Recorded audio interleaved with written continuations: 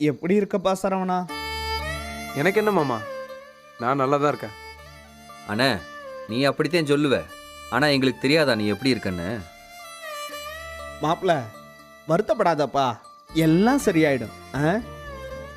என்ன மாமா சரியாகும்? நடந்ததெல்லாம் இல்லைன்னு ஆயிடுமா? குடும்பமே கோர்ட்டு ஸ்டேஷன் அங்க இங்கன்னு அலைஞ்சதெல்லாம் கனவா போயிடுமா? மயிலு பொய்யே சொல்லாத ஒருத்தி ஆயிடுவாளா? என்னதான் சரியாகும் சொல்லு? அண்ணே, அப்படிலாம் இல்லைண்ணே.